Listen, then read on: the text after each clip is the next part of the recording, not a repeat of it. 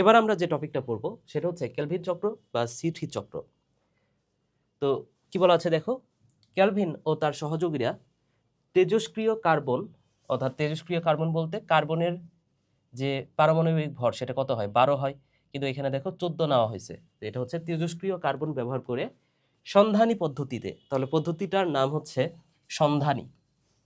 সন্ধানী পদ্ধতিতে ক্লোরেলা নামক এককোষী শৈবাল, তাহলে ক্লোরেলা হচ্ছে একটা এককোষী শৈবালে কার্বন বিজারণের চক্রাকার গতিপথ আবিষ্কার করেন এবং তা কেলভিন চক্র নামে পরিচিত।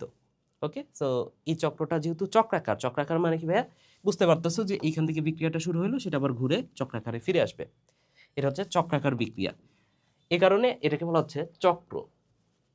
এই বিশেষ অবদানের জন্য 1961 সালে কেলভিন কি পাইছে বলতো, নোবেল পুরস্কার পাইছে। তো নোবেল যেহেতু পাইছে, এই সালটা একটু মাথায় রেখো, 1961, স্বাধীনতার 10 বছর আগে। উদাহরণ: ধান, গম, বার্লি, আম, জাম, কাঁঠাল সহ 85% উদ্ভিদে এই সি3 চক্রটা ঘটে। সংক্ষেপে কেলভিন চক্রের 4টা ধাপ আছে। তো নামগুলো জাস্ট একবার দেখো যে 4টা ধাপ আছে। আমরা বিক্রিয়াটা পড়বো একটু পরে। তাহলে কার্বন ফার্স্টে যোগ করা লাগবে, যেটাকে বলা হচ্ছে কার্বক্সাইলেশন। তাহলে ফার্স্টে কার্বন যোগ, ফসফেট যোগ, হাইড্রোজেন যোগ, তারপরে আরইউবিপি পুনরুৎপাদন। ঠিক আছে, তাহলে ফার্স্টে কার্বন ফসফেট হাইড্রোজেন, ওকে। তাহলে কার্বন ফসফেট সিপিএইচ, তারপরে আরইউবিপি, তাহলে সিপিএইচ আরইউবিপি উৎপাদন শেষ। আচ্ছা, এখন তোমরা কি এর আগের যে ভিডিওটা, সেখানে আমরা সবাদ শোষণ পড়েছিলাম। সবাদ শোষণ সালোক সংশ্লেষণের আগে পড়ার উদ্দেশ্যটাই হচ্ছে ওইখানে যে গ্লাইকোলাইসিস টপিকটা আছে না, ওই গ্লাইকোলাইসিস টপিকটা তো তোমার যদি ভালো মতো জানা থাকে, এই সি3 চক্র ঠিক তার উল্টা। তোমরা যদি গ্লাইকোলাইসিসটা এখনো আয়ত্ত না হয়ে থাকে, তুমি আগে গ্লাইকোলাইসিসটা আয়ত্ত করো, তারপরে এই সি3 চক্রটা দেখবা। ওকে, তাহলে সি3 চক্র যেটা, সেটা হচ্ছে ঠিক গ্লাইকোলাইসিসের উল্টা। একটু পরে আমি দেখাচ্ছি। ওকে, তাহলে সি3 চক্র বা কেলভিন চক্র কিভাবে হয় সেটা একটু তোমাদেরকে দেখাই। এই যে এই পুরা ছকটা আমাদের জানতে হবে, পুরা ছকটা আমাদের পড়তে হবে। তাহলে আসো আমরা শুরু করি। তো এই পুরা চক্রটা কোথায় ঘটে জানো? পাতার ভেতরে যে মেসোফিল টিস্যু আছে, মেসোফিল টিস্যুতে ঘটে। এই কথাটা মাথায় রেখো যে এখানে যত কিছু আমি পড়বো সেটা কোথায় ঘটবে? পাতার মেসোফিল টিস্যুতে। তো পাতার মেসোফিল টিস্যুতে আগে থেকেই একটা যৌগ থাকে, সেই যৌগটাকে বলা হয় আরইউবিপি। কি বলা হয়? আরইউবিপি। তাহলে আগে থেকেই আরইউবিপিটা পাতায় আগে থেকেই থাকে। তো এই আরইউবিপি মানে হচ্ছে রাইবোলোজ। আরইউবিপি মানে হচ্ছে ভাইয়া রাইবোলোজ 1,5-বিস ফসফেট। তো নামটা সুন্দর না? আরইউবিপি, রুবি, ধরে নাও যে একটা মেয়ে, তার নাম হচ্ছে রুবি। তো রুবি আগে থেকেই আছে। তাহলে রাইবোলোজ 1,5-বিস ফসফেট। এখন এটা তো কার্বন বিজারণ পদ্ধতি, তাই না? সি3, সি4 এগুলো কি? এগুলো হচ্ছে কার্বন বিজারণ পদ্ধতি। তাহলে কার্বন ডাই অক্সাইড এখানে লাগবে। তো ফার্স্টেই উদ্ভিদ যে কার্বন ডাই অক্সাইড পাতার মাধ্যমে গ্রহণ করলো, সে কার্বন ডাই অক্সাইডটা এসে যুক্ত হয়। এখন তুমি আমাকে একটু বুদ্ধি করে বলো তো ভাইয়া, আরইউবিপি অর্থাৎ রাইবোলোজ 1,5-বিস ফসফেট, এখানে কার্বন সংখ্যা কয়টা আছে? একটু বুদ্ধি করে বলো তো। এগুলো গ্লাইকোলাইসিস টপিকটা যারা দেখছো, এখানে বিস্তারিত আলোচনা করছি। বলো তো ভাইয়া, এখানে কার্বন সংখ্যা কয়টা আছে? এখানে দেখলেই বুঝতে পারতেছো যে 5 নাম্বার কার্বনে ফসফেট আছে। তাহলে শেষ কার্বনেই তো ফসফেট থাকে, তাই না? 1 নাম্বার আর 5 নাম্বার কার্বনে ফসফেট আছে। তাহলে শেষ কার্বনে যেহেতু ফসফেট থাকে, তাহলে কার্বন সংখ্যা কত? 5টা। তাহলে রাইবোলোজ 1,5-বিস ফসফেট, এটা 5 কার্বন বিশিষ্ট একটা যৌগ। এখন 5 কার্বনের সাথে আরো একটা কার্বন ডাই অক্সাইড এসে যুক্ত হচ্ছে। তো কার্বন ডাই অক্সাইড যে যুক্ত হবে, যুক্ত করার জন্য একটা এনজাইম লাগে। ঠিক আছে, সো ধরে নাও এখানে কার্বন ডাই অক্সাইড যুক্ত করা লাগবে। এই আরইউবিপির সাথে আমার কি করতে হবে বলো তো? কার্বন ডাই অক্সাইড যুক্ত করা লাগবে। কার্বন ডাই অক্সাইড যুক্ত করতে হবে। তাহলে যুক্ত করার জন্য খুব সুন্দর একটা এনজাইম লাগে, নামটা হচ্ছে রুবিস্কো এনজাইম। এই নামটাও কেন জানি আমার খুব ভালো লাগে। এনজাইমটার নাম হচ্ছে রুবিস্কো। তাহলে রুবিস্কো এনজাইমের কাজ কি বলতো? কার্বন ডাই অক্সাইডটাকে আরইউবিপির সাথে ফিক্স করা। তাহলে এটাকে বলা হয় carbon die oxide fixing enzyme, এবং এটা পৃথিবীর মোস্ট ইম্পর্ট্যান্ট এনজাইম। কেন বলতো? কারণ আরইউবিপির সাথে এই কার্বন ডাই অক্সাইড যুক্ত হইলে তারপরে কিন্তু এই বিক্রিয়াটা শুরু হবে। এখন এই বিক্রিয়াটা যদি শুরু না হইতো, উদ্ভিদ খাদ্য তৈরি করতে পারতো না। আর উদ্ভিদ যদি খাদ্য তৈরি করতে না পারে তাহলে তো আমরাই থাকতাম না, তাই না? তাহলে এই রুবিস্কো, এটাকে বলা হচ্ছে পৃথিবীর মোস্ট ইম্পর্ট্যান্ট এনজাইম। এটা হচ্ছে মোস্ট ইম্পর্ট্যান্ট এনজাইম। এই কথাটা ভাইয়া মাথায় রাখতে হবে। তাহলে আরইউবিপি এই রুবিস্কোর সাথে যুক্ত হয়ে যে যৌগটা তৈরি করবে সেই যৌগটাকে কি বলে বলতো? সেই যৌগটা হচ্ছে একটা অস্থায়ী যৌগ। একটা অস্থায়ী যৌগ, অস্থায়ী কিটো অ্যাসিড তৈরি হয়। অস্থায়ী কিটো অ্যাসিড।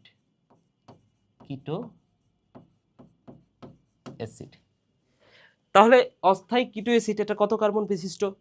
বুঝতেই পারতেছো, এটা হচ্ছে 6 কার্বন বিশিষ্ট। কেন? এই যে 5টা কার্বন আর একটা কার্বন, এই যে আরেকটা কার্বন, মোট কয় কার্বন হইল? অস্থায়ী কিটো অ্যাসিড এটা হচ্ছে 6 কার্বন বিশিষ্ট। এখন অ্যাসিডটা তো অস্থায়ী, স্থায়ী না। তার মানে কি অ্যাসিডটা ভেঙে যাবে। তো এই অস্থায়ী কিটো অ্যাসিড এটা যদি এবার ভেঙে যায়, ভেঙে গেলে যে যৌগটা তৈরি করবে ভেঙে যাবে। ভেঙে গেলে কি হবে বলতো? এই যে 6টা কার্বন আছে ধরে নাও, কার্বন কার্বন কার্বন কার্বন। এখন এই 6টা কার্বন যদি মাঝ বরাবর ভেঙে যায় তাহলে দেখো তো তিনটা করে 2টা যৌগ তৈরি হবে না? তো অস্থায়ী কিটো অ্যাসিড তো ভেঙে যাবে। ভেঙে গেলে যে যৌগটা তৈরি হবে সেটাকে বলা হয় 3-ফসফোগ্লিসারিক অ্যাসিড। যে যৌগটা তৈরি হলো সেই যৌগটার নাম কি বলতো? 3-ফসফোগ্লিসারিক অ্যাসিড। ক্লিয়ার? যৌগটার নাম হচ্ছে 3-ফসফোগ্লিসারিক অ্যাসিড। এই যৌগটা চেনা চেনা লাগে কিনা দেখো তো। কোথাও কি দেখছো এই যৌগটা? মনে হচ্ছে না যে একটু চেনা চেনা? এই যৌগটা কি একটু চেনা চেনা মনে হচ্ছে না? যদি না মনে হয় তাহলে তোমাদেরকে একটু দেখাই কোথায় দেখছো এটা। এই যে গ্লাইকোলাইসিস যখন তোমরা পড়ছো, এটা হচ্ছে গ্লাইকোলাইসিসের বিক্রিয়া। তো গ্লাইকোলাইসিস যখন তো আমি পড়াইছি, এই গ্লাইকোলাইসিস পড়ার সময় এই যে দেখো তো 3-ফসফোগ্লিসারিক অ্যাসিড, 3-ফসফোগ্লিসারিক অ্যাসিড আগেই পাইছো না এটা? আচ্ছা, এখন একটা জাস্ট কথা চিন্তা করো, সেটা হচ্ছে C3 চক্রের মাধ্যমে আমরা কি তৈরি করব? গ্লুকোজ তৈরি করব। C6H12O6 তৈরি করব। আর গ্লাইকোলাইসিস চক্রে গ্লুকোজটাকেই ভাঙা হয়। এই যে গ্লুকোজটাকেই ভাঙা হচ্ছে। তাহলে বলো তো ভাইয়া, আমরা গ্লুকোজটাকে ভেঙে নিচের দিকে যাচ্ছি, কিন্তু আমি যদি নিচের দিকে না গিয়ে এই জায়গাটা থেকে উপরের দিকে যাওয়া শুরু করি তাহলে আমরা কি আলটিমেটলি গ্লুকোজই পাবো না? আমরা যদি এইখান থেকে আলটিমেটলি উপরের দিকেই যাই, শেষ পর্যন্ত কি আমরা কি পাবো? গ্লুকোজ পাবো, তাই না? তাহলে এখান থেকে এটা শেষে গিয়ে আমরা লাস্টে গিয়ে একদম গ্লুকোজটাই পাই আসলে। বুঝতে পেরেছ? ওকে, তাহলে আমরা কি করতে পারি বলতো? এখানে যেহেতু 3-ফসফোগ্লিসারিক অ্যাসিড আমরা পেয়ে গেছি, এখন গ্লাইকোলাইসিসের ঠিক উল্টা দিকে আমরা যাওয়া শুরু করব। উল্টা দিকে গেলে আমরা শেষে গিয়ে এখানে গিয়ে পাবো গ্লুকোজ। এখানে গিয়ে কি পাবো ভাইয়া? এখানে গিয়ে পাবো গ্লুকোজ, রাইট? তাহলে গ্লাইকোলাইসিস বিক্রিয়াটা যার ভালো মতো জানা আছে সে কিন্তু খুব ইজিলি এখন উল্টা দিকে যাইতে পারবা, তাই না? তাহলে এটার আগে কি ছিল আমি একটু দেখাই দিই। আমি একটু এখান থেকে দেখাই দিই। দেখো এটার আগে কি ছিল? এটার আগে ছিল 1,3-বিসফসফোগ্লিসারিক অ্যাসিড। তার আগে কি ছিল? গাধা ছিল। এই যে গাধা ছিল, তাই না? এটা হচ্ছে গ্লিসারালডিহাইড ডাইহাইড্রোক্সি এসিটন, গাধা ছিল। তাহলে গাধার পরে কি? এই যে ফ্রুক্টোজ 1,6-বিসফসফেট, তারপর ফ্রুক্টোজ 6-ফসফেট, গ্লুকোজ 6-ফসফেট, তারপরে গ্লুকোজ তৈরি হয়েছে, তাই না? তাহলে ওই চক্রটাই জাস্ট রিপিট হবে। এখানে দেখো, এই যে এখানে এই চিত্রটা দেখো। তাহলে 3-ফসফোগ্লিসারিক অ্যাসিড, 1,3-বিসফসফোগ্লিসারিক অ্যাসিড, তারপর হচ্ছে গাধা, এই যে গ্লিসারালডিহাইড 3-ফসফেট, এসিটন 3-ফসফেট, যে ডাইহাইড্রোক্সি এসিটন 3-ফসফেট, তারপর হচ্ছে ফ্রুক্টোজ 1,6-বিসফসফেট, ফ্রুক্টোজ 6-ফসফেট, গ্লুকোজ 6-ফসফেট, গ্লুকোজ। শেষ। বুঝছো বিষয়টা? ওকে। তাহলে আমরা এই বিক্রিয়াটা এবার কমপ্লিট করি, এখন আশা করি এমনিতেই পারবা। তাহলে এরপরে হচ্ছে 1,3-বিস ফসফোগ্লিসারিক অ্যাসিড, 1,3-বিস ফসফোগ্লিসারিক অ্যাসিডের পরে কে? গাধা। গাধা, একটা হচ্ছে গা, আরেকটা হচ্ছে ধা, একটা হচ্ছে গা, আরেকটা হচ্ছে ধা। ঠিক আছে, তো আমি বইয়ে যেভাবে আছে সেটা একটু বলে দিই। এখানে আছে G3P, অর্থাৎ গ্লিসারালডিহাইড 3-ফসফেট, এভাবে তোমাদের বইয়ে লেখা আছে। তাহলে G3P গ্লিসারালডিহাইড 3-ফসফেট।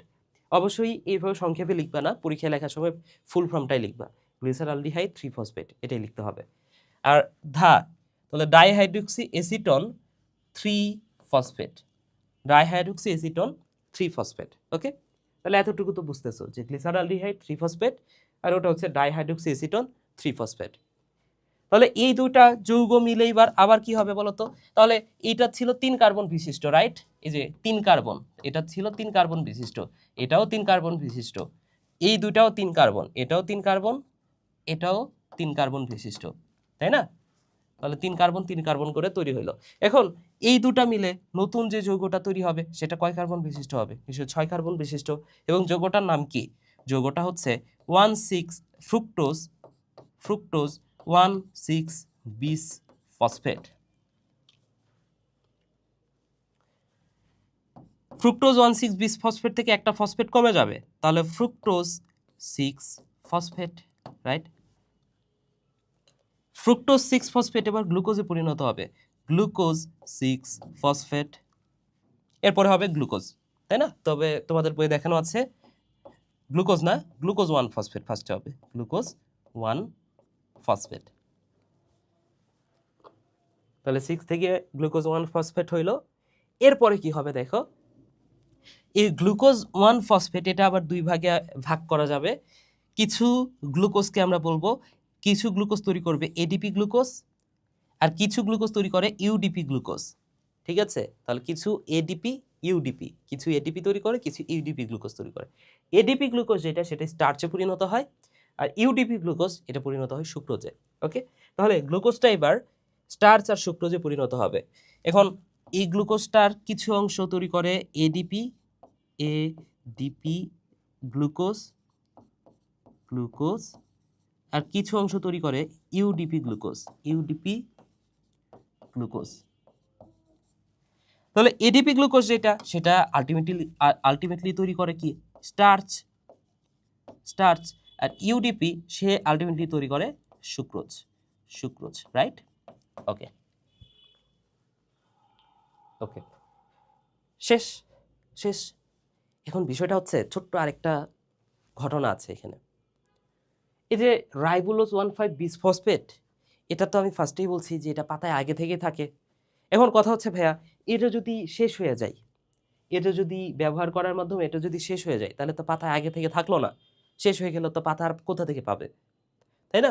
তাহলে এটাকে আর এটা যেহেতু একটা চক্র, নামটাই হচ্ছে C3 চক্র, তাহলে চক্রাকারে তো ফিরে আসা লাগবে, তাই না?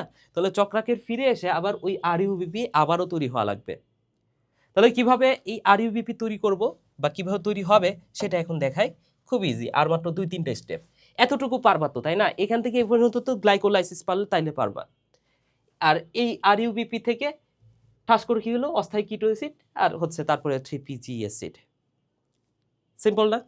এখন এইখান থেকে এই জায়গাটাতে আবার যাবে, এইখানে আবার 2-3টা বিক্রিয়া, 3টা মাত্র কথা জানতে হবে, 3টা বা 4টা, ঠিক আছে? তাইলে এই পুরা C3 চক্রটা শেষ। তাহলে ঘটনাটা যেটা ঘটবে, এই যে এখানে কিছু পরিমাণ গ্লিসারালডিহাইড আছে না, এই গ্লিসারালডিহাইড তো এদিকে গ্লুকোজ তৈরি করতেছে,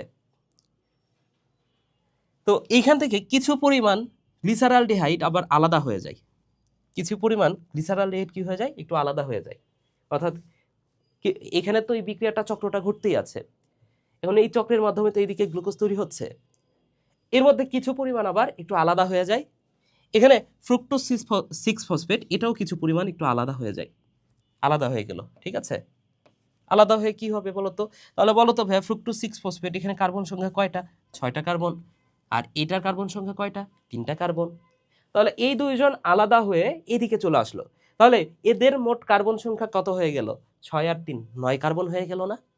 দুইজন যেহেতু আলাদা হয়ে গেল, তোমার কাছে 6 টাকা আছে, আমার কাছে আছে 3 টাকা, তাহলে দুইজনের কাছে মোট টাকা যদি বলি তাহলে কি হবে বলো তো? 9 টাকা আছে। এখন আমি চাইলেই এই 9 টাকা অন্যজনকে দিয়ে দিতে পারি, ঠিক আছে? কিভাবে দিতে পারি? আমি হচ্ছে 9 টাকা আমি যদি হচ্ছে একজনকে 4 টাকা দিই, আরেকজনকে 5 টাকা দিই, এভাবে দিতে পারবো, তাই না? তো এরা দুইজন মিলে হলো 9 কার্বন। 9 কার্বনের মধ্যে একটা যৌগ তৈরি করে যার নাম হচ্ছে ইরিথ্রোস 4 ফসফেট। ইরিথ্রোস 4 ফসফেট। তাহলে বুঝতেই পারতেছো এখানে নামের মধ্যে আছে 4, এটা 4 কার্বন বিশিষ্ট। তাহলে 9টা কার্বনের মধ্যে 4টা কার্বন একজনকে দিয়ে দিল, বাকি থাকে কয় কার্বন? আরো 5 কার্বন। তাহলে এইখানে 5 কার্বন বিশিষ্ট আরেকটা যৌগ তৈরি হবে, সেটা হচ্ছে জাইলুলোজ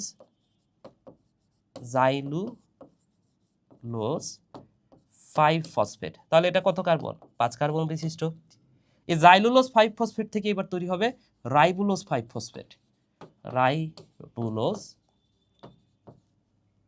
5 ফসফেট। Ribulose 5 phosphate. তাহলে এটা কত কার্বন বিশিষ্ট? 5 কার্বন বিশিষ্ট। বুঝতে পেরেছ? তাহলে রাইবুলোজ 5 ফসফেট, এবার আবারও আরইউবিপি হয়ে যাবে, রাইবুলোজ 1,5 বিস ফসফেট। তাহলে এই হচ্ছে পুরা কেলভিন চক্র, এবং এই পুরা চক্রটা কোথায় ঘটতেছে বলতো? মেসোফিল টিস্যুতে। মেসোফিল পাতার মেসোফিল টিস্যু, রাইট? এ হচ্ছে পুরা চক্রটা। প্রশ্ন হচ্ছে ভাইয়া এনজাইম কোথায় গেল? শুধুমাত্র একটা এনজাইমই লিখছি, বাকি এনজাইমগুলো কোথায়? তো ফার্স্টে এতটুকু মনে রাখো, তারপরে আস্তে আস্তে এনজাইমগুলো আস্তে আস্তে শিখবা, ঠিক আছে? আস্তে আস্তে একটু প্র্যাকটিসের মাধ্যমে শিখবা। এখান থেকে এই পর্যন্ত এনজাইম, এটা তো অনেক বেশি ইজি, কারণ হচ্ছে আমরা জানি যে ফসফেট যোগ বা বিয়োগ হলে সেখানে হচ্ছে কাইনেজ এনজাইম লাগবে, তাই না? ফসফেট যোগ বা বিয়োগ হলে সেখানে কোন এনজাইমটা দিব? কাইনেজ। তো কোনো কিছু না পারলেও অন্তত এতটুকু পারবা যে কাইনেজ নামে কিছু একটা আছে। যেমন আমি যদি তোমাকে বলি, ধরে নাও তোমার কিচ্ছু মনে নাই, এই জায়গাটাতে কোন এনজাইম, কিচ্ছু মনে নাই, তুমি দেখতেছো যে আচ্ছা এখানে 5 ফসফেট, এখানে 1,5 বিস ফসফেট, তাহলে ফসফেট বাড়ছে, তুমি ডাইরেক্ট বসাই দিবা এটা হচ্ছে কাইনেজ। কি কাইনেজ? আগের যৌগটা দেখবা, তাই না? সো এখানে দেখো রাইবুলোজ 5 ফসফেট থেকে রাইবুলোজ 1,5 বিস ফসফেট, সো এটা হচ্ছে কাইনেজ এনজাইম, ঠিক আছে? কি কাইনেজ সেটাও বলা নাই, এটা হচ্ছে রাইবুলোজ ফসফোরাইবো কাইনেজ, এইভাবে নামকরণটা করা হয়। তো এখানে শুধুমাত্র কাইনেজই দেওয়া আছে, তাহলে বুঝতেই পারতেছো এইভাবে তুমি সবগুলো নামকরণ শিখতে পারবা। আচ্ছা, এইখান থেকে এই পর্যন্ত এনজাইমের নাম তো জানো, কারণ গ্লাইকোলাইসিসের যে এনজাইম ওগুলাই মোটামুটি, ঠিক আছে? যেমন আমি যদি এইখানে এনজাইমের কথা বলি, এইখানে দেখো তো 3 ফসফোগ্লিসারিক অ্যাসিড থেকে 1,3 বিস ফসফোগ্লিসারিক অ্যাসিড হয়েছে, কাইনেজ, ফসফেট যোগ হয়েছে, কাইনেজ, তাই না? তাহলে এখানে কোন এনজাইমটা কাজে লাগছে দেখো তো ভাইয়া? এখানে যে এনজাইমটা কাজে লাগছে সেটা নাম হচ্ছে এই যে কাইনেজ। তো এইখানে না এত বেশি পেঁচাই নাই, কি কাইনেজ, গ্লাইকোলাইসিসে যেমন ছিল কি কাইনেজ, ফসফোফ্রুক্টোকাইনেজ, এখানে পেঁচাই নাই। যদি কাইনেজ হয় ডিরেক্ট কাইনেজ, ওকে? তাহলে এখানে যে এনজাইমটা তার নাম কি? কাইনেজ। এগুলো বুঝতেইছো, কাইনেজ। এখানে যে এনজাইমটা সেটা কি দেয়া আছে? হ্যাঁ দেয়া আছে, ডিহাইড্রোজিনেস। তাহলে এইখানে যে এনজাইমটা নাম হচ্ছে ডিহাইড্রোজিনেস। হ্যাঁ, ডিহাইড্রোজিনেস তো এটা গ্লাইকোলাইসিসের, সো গ্লাইকোলাইসিস আর এখানে এনজাইমগুলো সেম। ডিহাইড্রোজিনেস ওটা তো গ্লাইকোলাইসিসেও ছিল, তাই না? তাহলে এটা হচ্ছে ডিহাইড্রোজিনেস। এখানে দেখো অ্যালডোলেস, এটাও গ্লাইকোলাইসিসে ছিল। তো গ্লাইকোলাইসিসে যে এনজাইমগুলো সেটা হচ্ছে এই পর্যন্ত। তাহলে দেখো ভাইয়া আমরা পেরে যাব, তাহলে এইখান থেকে এই পর্যন্ত গ্লাইকোলাইসিসের যে এনজাইমগুলো ছিল সেগুলাই, আর কিচ্ছু না। এটা তো রুবিস্কো, এটা কোনোভাবে বলা যাবে না। আর এখানে হচ্ছে একটা কাইনেস, আর এই জায়গাটাতে একটু মাথায় রাখবা, সেটা হচ্ছে একটা হচ্ছে ইপিমারেজ, জাইলুলোজ থেকে যখন রাইবোলোজ হয় ইপিমারেজ, আর এটা হচ্ছে ট্রান্সকিটোলেস। এখানে একটা এনজাইম ট্রান্সকিটোলেস। তাহলে এখানে হচ্ছে ইপিমারেজ, ইপিমারেজ, আর এখানে হচ্ছে ট্রান্সকিটোলেস, ট্রান্সকিটোলেস। কিটোলেস। তাহলে কষ্ট করে আমাদের এনজাইম মনে রাখতে হচ্ছে কয়টা? একটা, দুইটা, এটা তো এমনিতে পারবো, আর রুবিস্কো। এই তিনটা এনজাইম আমাদের কষ্ট করে মাথায় রাখতে হবে, ঠিক আছে? বাদ বাকি সব কিছু হয়ে গেছে আমাদের, রাইট? ওকে, তাহলে এটাকে বলা হচ্ছে C3 চক্র বা কেলভিন চক্র।